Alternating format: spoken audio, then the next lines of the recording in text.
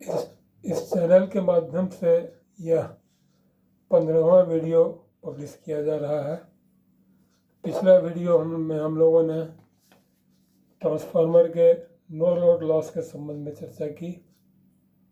Lecture 7 से lecture 14 पर हम लोग ट्रांसफार्मर पर चर्चा कर रहे हैं, जिसमें ट्रांसफार्मर के डेल्टा कनेक्शन के कॉर्नर ग्राउंडिंग, अनबैलेंस्ड कंडीशन और 11वें और 12वें वीडियो में हम लोगों ने चर्चा की। ट्रांसफार्मर के 11वें, 12वें और 13वें वीडियो में हम लोगों ने चर्चा की ट्रांसफार्मर के high voltage test, double voltage double frequency test और दोनों के कंबाइंड इफेक्ट के बारे में। इस बार जो हम चर्चा करेंगे वह है ट्रांसफार्मर के शॉर्ट सर्किट टेस्ट या फुल लोड टेस्ट। हालांकि शॉर्ट सर्किट बोलने से थोड़ी सी हेरनसी होती है, तो मैं रिकमेंड करूंगा कि इसे फुल लोड टेस्ट कहा जाए। इसे हम लोगों ने एक 200 kVA के केस स्टडी से लिया है। यह ट्रांसफार्मर सिनर्जी पावर जमशेदपुर का मेक है, जिसका सीरियल नंबर है 5526। यह 11 kV by 440 volt 200 kVA distribution transformer का सिस्टम है।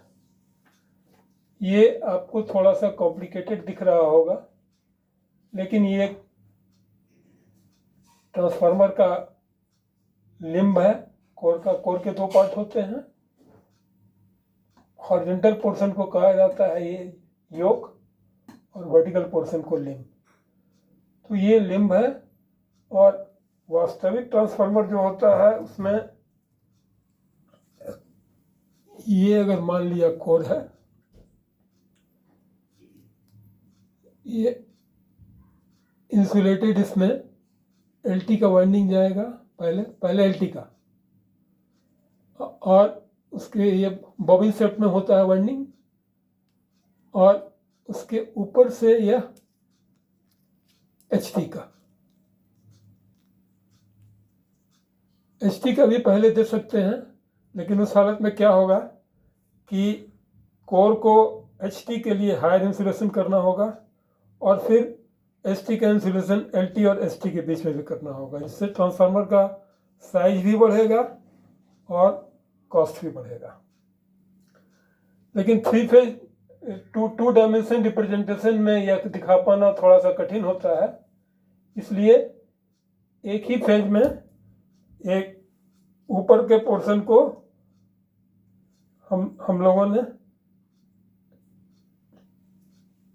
रेड कलर में जो आपको दिख रहा होगा वो एलटी है, और ये नीचे ब्लू कलर में जो है ये एचटी है, स्टार डेल्टा, एलटी स्टार में, एचटी डेल्टा में। इसको मैं थोड़ा सा और स्पष्ट कर दूं। ये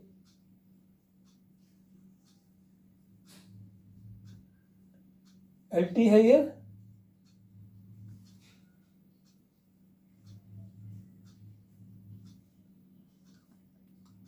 इसके एक पोर्शन को देखिए, ये ऊपर वाले पोर्शन को डॉट माने, नीचे को क्रॉस माने, तो ये हम लोगों ने नीचे वाले पोर्शन को स्टार पॉइंट बना दिया है। ये स्टार पॉइंट है, क्रॉस पोर्शन स्टार पॉइंट है, और डॉट पोर्शन तीनों से निकाला गया है। इसको कैपिटल आई, कैपिटल वाई और capital B, R, capital R, capital Y, capital B. इसी तरह डेल्टा को, एससी साइड को 3 वाइंडिंग है,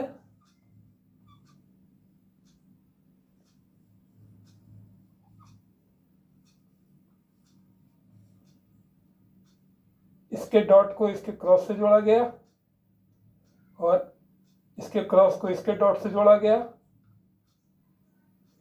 और इसके डॉट को इसके क्रॉस से जोड़ा गया और यहाँ से ये 3 फेज निकाल लिया गया है। R Y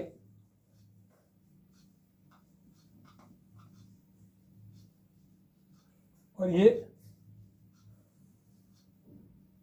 B, small R, small Y, small B.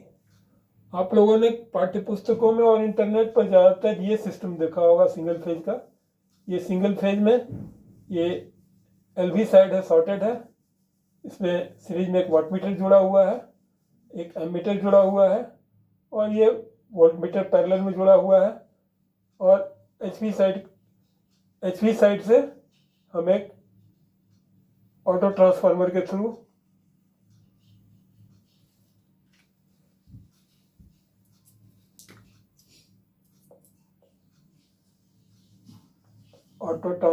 Through variable voltage देते हैं। तो इस टेस्ट का हमारा मुख्य उद्देश्य होता है इम्पीडेंस वोल्ट ज्ञात करना। ऐसे इस टेस्ट से हम इसका ट्रांसफार्मर का वोल्टेज रेगुलेशन, एफिशिएंसी और इम्पीडेंस वोल्ट ज्ञात करते हैं। इसी को हमने 3 फेज रिप्रेजेंटेशन में कोर में दिखाया हुआ है। तो ये जो ट्रांसफार्मर है ये 11 kV बाई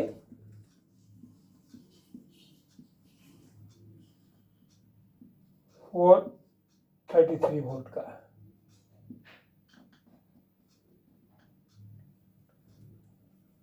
इसमें इसे क्या क्या ज्ञात करते हैं, इससे हम इम्पीडेंस वोल्ट,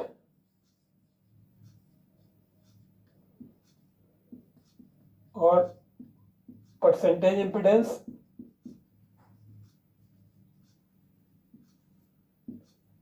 एफिशिएंसी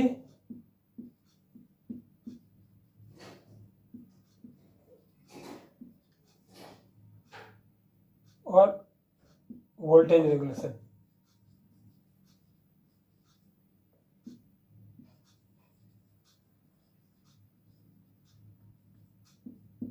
इस वीडियो में हम इम्पीडेंस वोल्ट पर चर्चा करेंगे। इम्पीडेंस वोल्ट को यदि डिफाइन करने को कहा जाए तो इम्पीडेंस वोल्ट क्या है? Impedance volt is the voltage in percentage of rated voltage that is necessary to overcome the impedance of the transformer to establish rated current in it. I repeat, impedance volt is the voltage in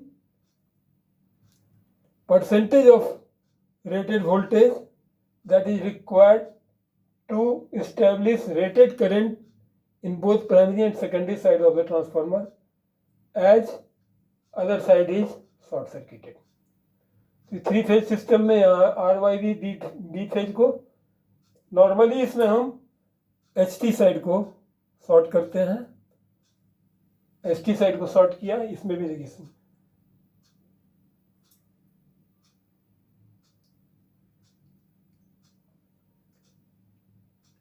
H T को नहीं, LV side को short करते हैं और H T side से एक auto transformer 3 phase के through variable voltage, इसका ये देखिए तीनों फेज का ये वाटमीटर W1, W2, W3 जुड़ा हुआ है। तीनों में एक सीरीज में एमीटर जुड़ा हुआ है। ये आर फेज में, वाई फेज में और बी फेज में, और तीनों के पैरेलल में एक वोल्टमीटर जुड़ा हुआ है। तो वोल्टमीटर से हम ये ऑटो ट्रांसफार्मर से हम HV side LV side short circuited है, star side LV 11 kV by 434 delta star.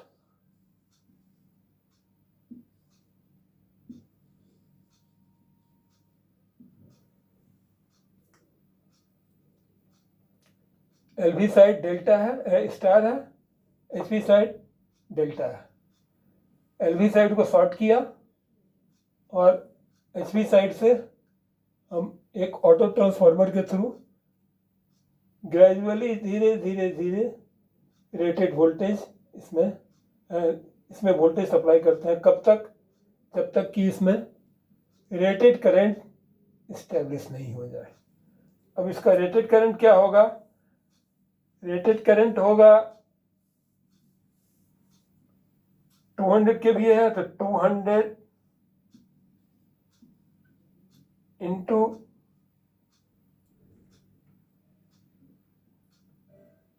1000 by √3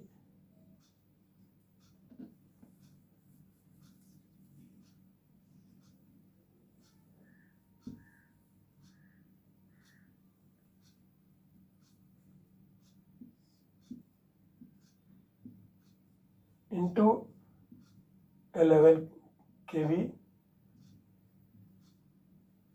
ये एच टी का होगा, ये होगा लगभग 10.5 एम्पियर। और एल वी में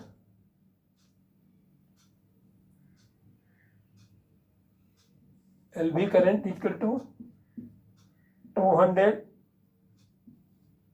into 1000 divided by √3 into 433। L V current equal to 266.67 ampere. तो एच पी करंट हुआ 10.5 एम्पियर। इस ऑटो ट्रांसफार्मर से हम वोल्टेज तब तक बढ़ाते जाएंगे ग्रेजुअली, धीरे धीरे तब तक बढ़ाते जाएंगे जब तक ये तीनों एमीटर में 10.5 एम्पियर का करंट इस्टेब्लिश नहीं हो जाता है। अगर उस कंडीशन में यहाँ इस एक एमीटर से हम देखेंगे एल वी में, तो इसमें 266.7 या 266-67 के आसपास में करंट होगा। अब ये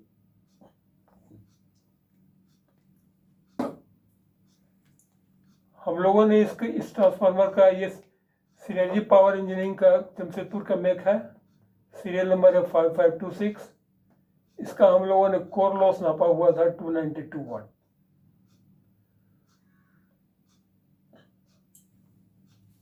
फुल लोड के हालत में तीनों, जब 10.5 एम्पियर करंट एस्टेब्लिश हो गया, तब तीनों फेज का ये W1 W2 W3 जो है इसका रीडिंग जो जोड़ा गया, तो ये W1 plus W2 plus W3, this comes equal to 1968 watt at 31.5 degrees centigrade temperature.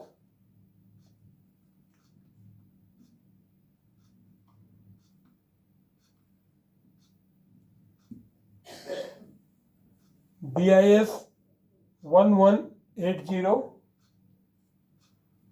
और BIS 2026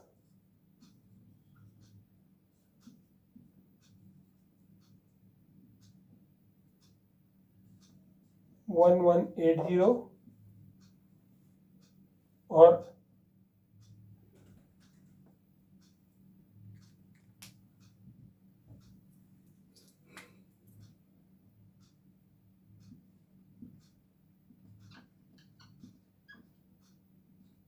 bureau of Indian standard में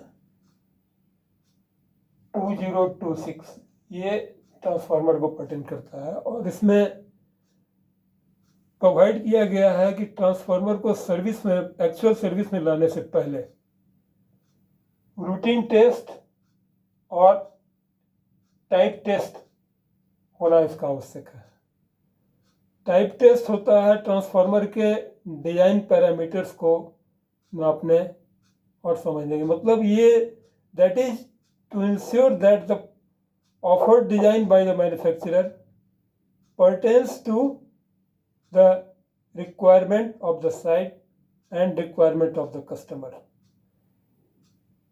कस्टमर ने जो स्पेसिफिकेशन दिया, ये मैन्युफैक्चरर का ये ऑफर्ड डिजाइन जो है, ऑफर्ड पीस ऑफ इक्विपमेंट जो है, वो उसको सेटिस्फाई करता है या नहीं, कॉम्पेसेबल है या नहीं, कंफर्म करता है कि नहीं। तो टाइप टेस्ट तो किया जाता है NABL एक्रेडिटेड लेबोरेटरी में, NABL national accreditation board of laboratory. तो इसका एक्रेडिटेशन जिस लेबोरेटरी को होगा वही इसके टाइप टेस्ट की जांच की रिपोर्ट दे सकते हैं। टाइप टेस्ट में होता है short circuit withstand test,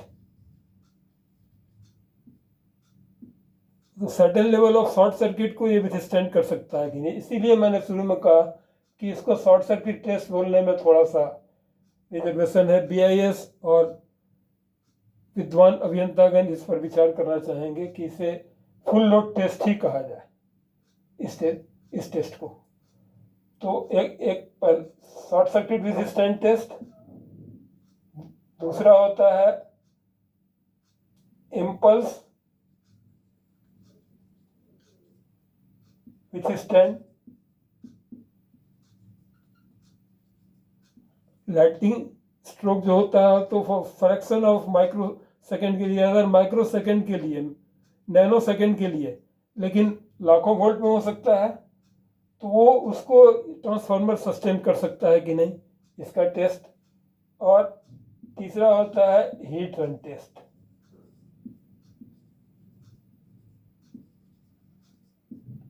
आगे किसी वीडियो में हम हीट रन टेस्ट पर चर्चा करेंगे।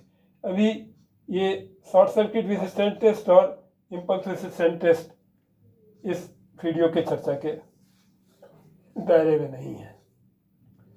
तो NABL एक्रेडिटेड लेबोरेटरी भारत में CPRI central power research institute Bangalore और central power research institute Bhopal और ERDA बड़ोदरा में है। इनके द्वारा प्रदत्त सर्टिफिकेट मान्य होते हैं इन टाइप टेस्ट के लिए। बाकी जो हम टेस्ट कर रहे हैं ये रूटीन टेस्ट है। ये डिस्पैच के पहले फैक्ट्री में टेस्ट किए जाते हैं, और यह सलाह दी जाती है कि फील्ड में भी ये high voltage test, no load test, जिससे कि ये इसका लॉस कंडीशन पता चलते रहे। ये कोर लॉस है। इन जांच को करते रहने से वाइंडिंग का शॉर्ट है कहीं, या ट्रांसफार्मर में कोई से किसी तरह का खतरा है या नहीं। खतरा इन द सेंस कि शॉर्ट होगा, हीट होते होते अचानक कभी बर्स्ट कर जाएगा। तो इसलिए यह सलाह दी जाती है कि रेगुलर ऑपरेशन के दौरान भी इस टेस्ट को किया जाए, और यदि करंट यदि कहीं ज़्यादा मिले तो नेसेसरी मेंटेनेंस उसका किया जाए। तो हम चर्चा कर रहे थे कि इसमें जब तक 10.5 एम्पियर स्टेब्लिश नहीं करे, इतना वोल्टेज इसमें दिया जाए। इस पर्टिकुलर केस में यह वोल्टेज था 492 वोल्ट।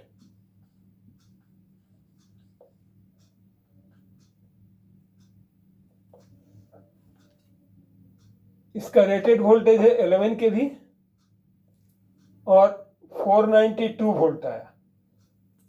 10.5 एम्पियर इस ST साइड में इस्टेब्लिश करने के लिए और LT साइड में 266.67 एम्पियर इस्टेब्लिश करने के लिए। तो अब 411 के भी का 492 कितना हुआ, 492 इंटू 100 बाई 11,000,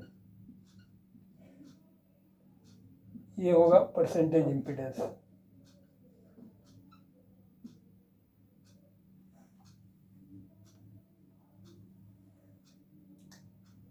ये this is equal to almost 4.47%। ठीक है, ब्यूरो ऑफ इंडियन स्टैंडर्ड ने 650 kVA तक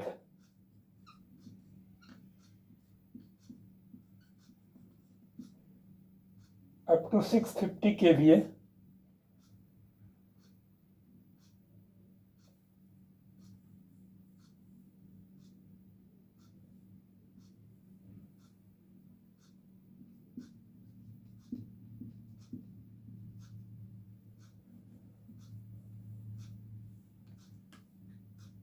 up to 650 kVA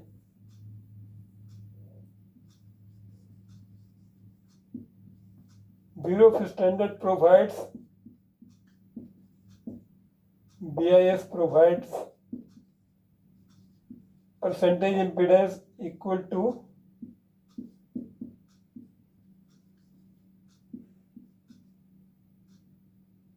4.5%।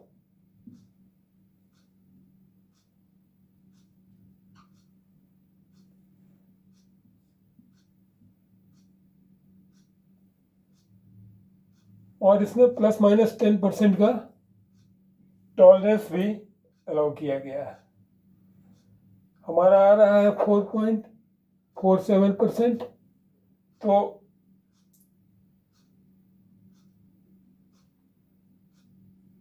इस पर्टिकुलर ट्रांसफार्मर का हमारा इम्पीडेंस वोल्ट है 4.47%। इम्पीडेंस वोल्ट का सिग्निफिकेंस क्या है? इम्पीडेंस वोल्ट जरूरत होता है ट्रांसफार्मर के पैरेलल ऑपरेशन के समय। पैरेलल ऑपरेशन में क्या होता है, जो दो ट्रांसफार्मर जब पैरेलल में होते हैं तो दोनों का अदर कंडीशंस हम फिर दूसरे वीडियो में चर्चा करेंगे। इम्पीडेंस वोल्ट या परसेंटेज इम्पीडेंस सेम होना चाहिए।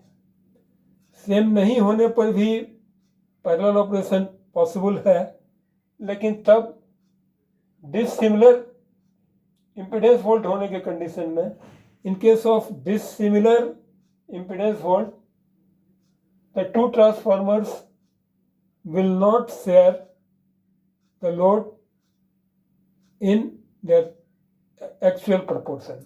यानी कि एक 25 kVA का है और एक 100 kVA का है, तो दोनों को अगर एक का कम एक का ज़्यादा है तो ये 25 kVA और ये 100 kVA दोनों इस प्रोपोर्शन में शेयर नहीं करेंगे, अलग प्रोपोर्शन में शेयर करेंगे। तो हो सकता है कि कोई ट्रांसफार्मर जिसका इम्पीडेंस वोल्ट कम हो, ज़्यादा लोड शेयर करने लगे तो वो ट्रांसफार्मर डैमेज हो सकता है, जल सकता है। तो इसका ये सिग्निफिकेंस है। अब हम इसका I²R लॉस देखेंगे। हमने देखा फुल लोड लॉस जो है 1968 वाट है एट 31.56 टेम्परेचर 31.5 डिग्री पर। अब इसको हम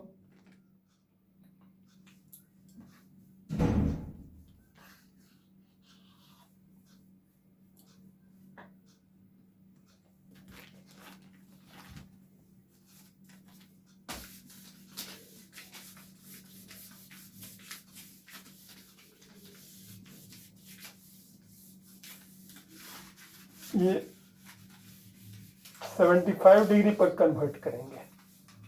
तो ये एल्युमिनियम का ट्रांसफार्मर था, तो 75 डिग्री पर कन्वर्ट करने के लिए क्या करते हैं, ये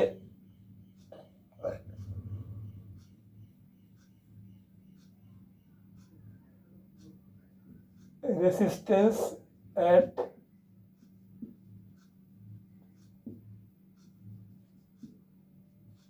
75 degree C equal to 225 plus 75 by 225 plus 31.5।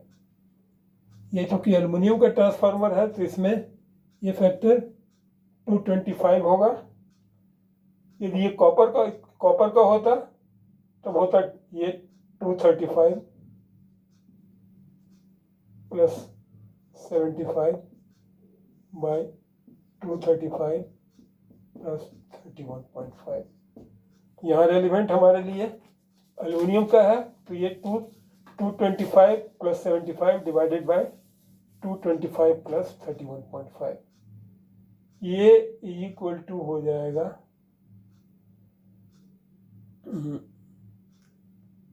2140.35 watt.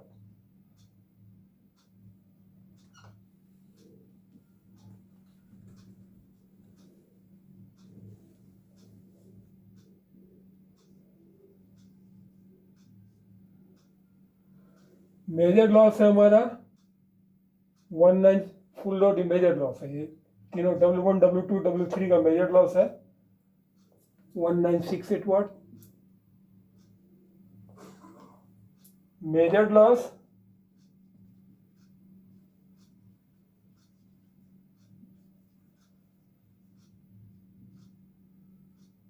Equal to 1968 watt.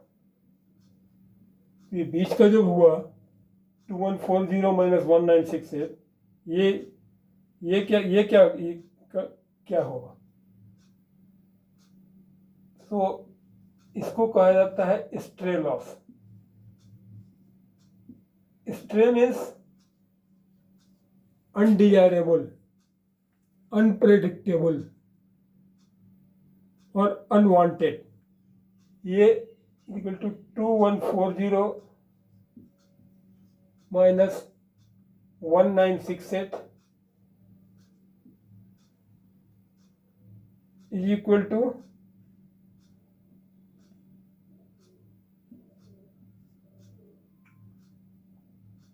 138 watt. यह हमारे जो स्टूडेंट या बडिंग इंजीनियर्स जो रिसर्च में इंटरेस्ट रखते हैं वो इसको एक रिसर्च का विषय बनाना चाहेंगे। स्ट्रे लॉस के कम होने पर इसका कोर लॉस भी कम होने लगेगा और एफिशिएंसी भी बढ़ने लगेगा। ये स्ट्रे लॉस बेसिकली है वेरियस ट्रांजिएंट हार्मोनिक्स के कारण। तो ये हार्मोनिक्स किस पॉइंट पर जनरेट हो रहे हैं उस पॉइंट को एग्जैक्टली लोकेट करना, उसके रीजन को लोकेट करना और तदनुसार इस लॉस को कंट्रोल करना या पूरी तरह एलिमिनेट करना, यह एक रिसर्च का अच्छा विषय हो सकता है। तो इस केस में हमारा कैलकुलेटेड रेसिस्टेंस हो रहा है, कैलकुलेटेड लॉस हो रहा है 2140 वाट और आई स्क्वायर मेजर लॉस हो रहा है 1968 वाट। So this is 138 watt is stray loss।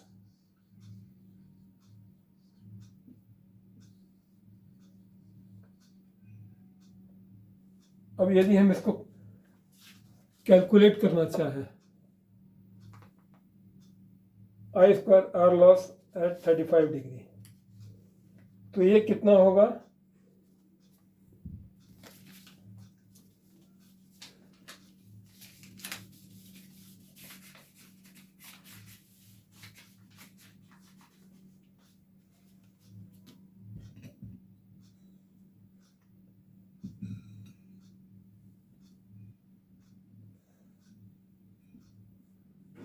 अब एक बात जान लें कि सेकेंडरी है स्टार में, तो स्टार में वाइंडिंग का कुछ रेसिस्टेंस है,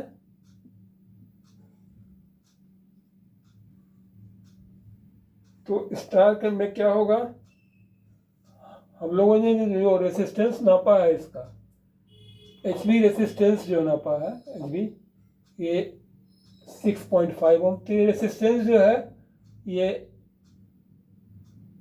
लाइन टू लाइन है, और एल वी रेसिस्टेंस नापा है हम लोगों ने 7 मिली ओम, ये भी लाइन टू लाइन है। लेकिन यहाँ तुमको फेज पर लेना है, तो स्टार में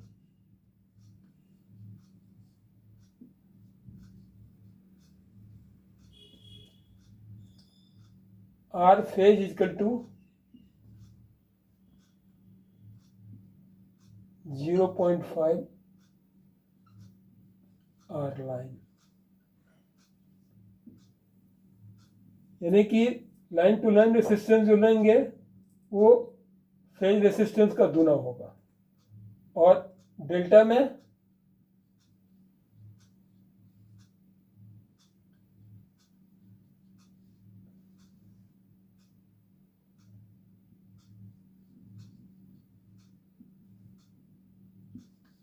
ये आर ये आर ये आर, इसमें R phase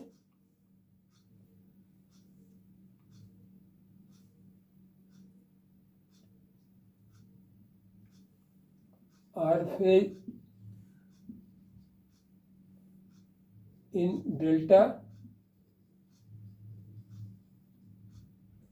equal to 1.5 R line, यानी कि इसमें इन दोनों लाइन के बीच में जो लिया हमने उसका 1.5 टाइम्स होगा। तो I square R loss at 31.5 degree कितना होगा, इसको हम कैलकुलेट करते हैं। व्हाइट बोर्ड छोटा होता है, बार बार मिटाना पड़ता है, आपको डिस्टर्बेंस होता होगा कंसंट्रेशन बनाए रखने में, but anyway bear with it. ये होगा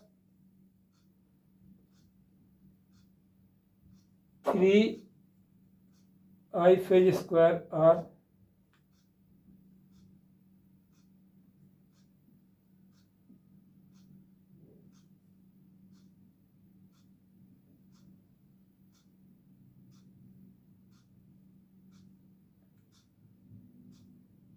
plus 3I2 square R equal to 3 into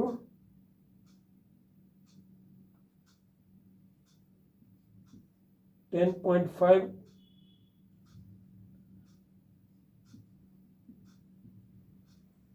by √3 का स्क्वायर, तीनों फेज का 3 इंटू 6.55 इंटू 1.5। ये डेल्टा साइड का है, आर फेज क्या है, लाइन फेज का 1.5 गुना होगा, तो इंटू 1.5। रेसिस्टेंस हमने निकाला है 6.5, और एक फेज का है तो 3 फेज के लिए इंटू 3, और इसको डेल्टा इसमें करना है तो डिवाइडेड बाई √3। ठीक है। अगर आपको इस संबंध में कोई कंफ्यूजन हो तो कमेंट सेक्शन में कमेंट करेंगे, मैं इसे क्लेरिफाई कर दूंगा। ये डेल्टा का हो गया, और स्टार साइड का हो जाएगा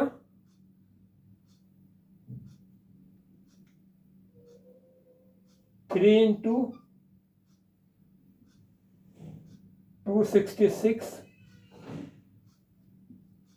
0.67 LT करंट इतना ही आया है, इंटू 7 मिलियन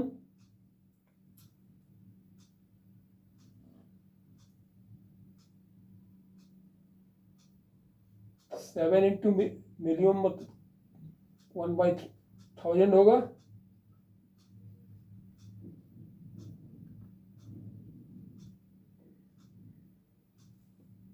इसमें हमने देखा था डेल्टा में आर फेज इक्वल टू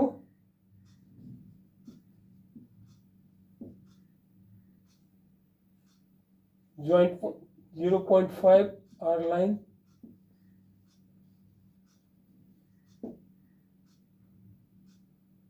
तो ये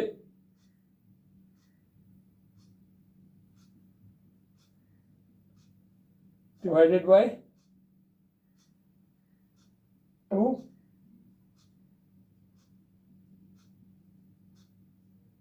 1/2। इसको यदि हम जोड़ते हैं तो ये 18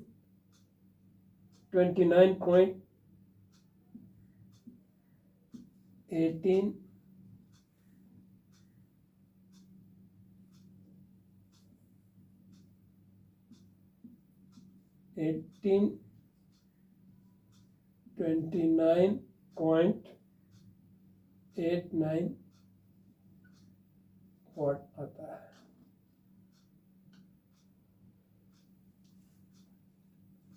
तो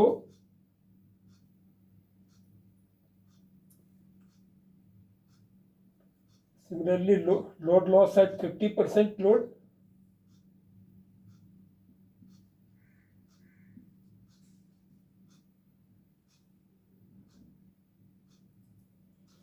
थ्री 10.5/√3 इंटू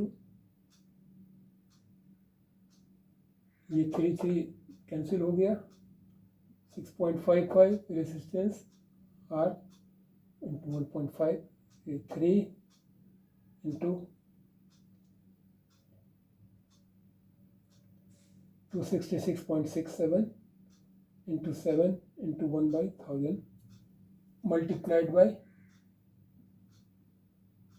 1/2.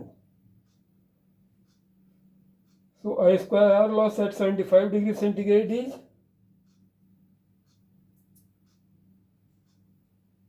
ये कैलकुलेटेड लॉस हुआ हमारा इसमें पर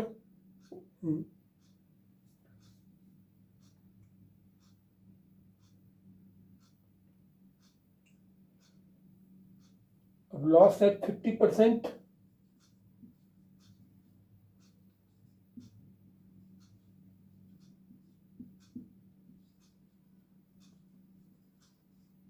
लोड यानी कि ये 492 की जगह पर इसको 246 वोल्ट दिया जाए तो इसमें 10.5 की जगह 5.25 एम्पियर करंट आएगा। तो इस कैलकुलेशन के हिसाब से यदि ये किया जाए तो लोड 50% पर लॉस कितना हो रहा है हमारा, that is I square R loss.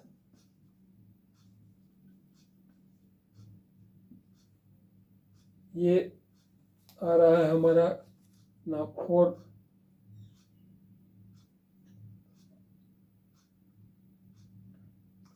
490 वाट।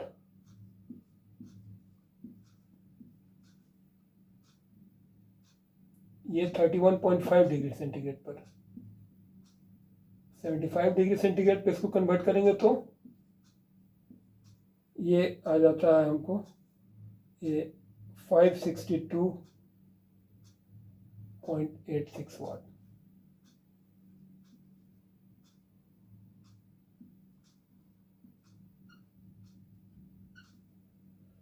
तो 100% एफिशिएंसी पर लोडिंग पर इसका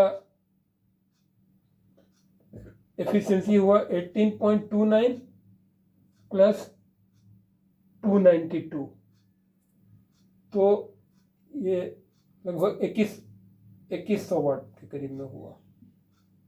तो इसका एफिशिएंसी इस ट्रांसफार्मर का हो गया, ये 200 kV है और 2100 वाट करीब लूज हो गया, तो एफिशिएंसी इसका 98.8% के करीब एफिशिएंसी हुआ। अब ये तो डिस्ट्रीब्यूशन ट्रांसफार्मर की बात है। पावर ट्रांसफार्मर यदि मान लिया कोई 100 MVA का है तो इसमें 1.2 MVA हम उसका लॉस एफोर्ड नहीं कर सकते हैं। अकॉर्डिंगली हमको डिजाइन चेंज करना होता है, कोर को चेंज करना होता है, वाइंडिंग को change in the sense change तो होता ही है, उसका पैरामीटर्स को अलग अलग लेना पड़ता है। किसी भी मशीन के, इलेक्ट्रिक मशीन के डिजाइन में बेसिक चीज क्या लेते हैं? Specific magnetic loading.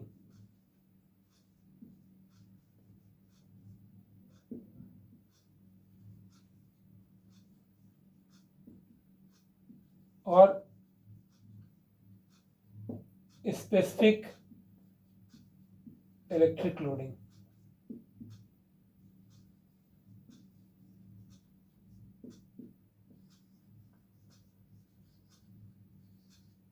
Specific magnetic loading हुआ फ्लक्स डेंसिटी।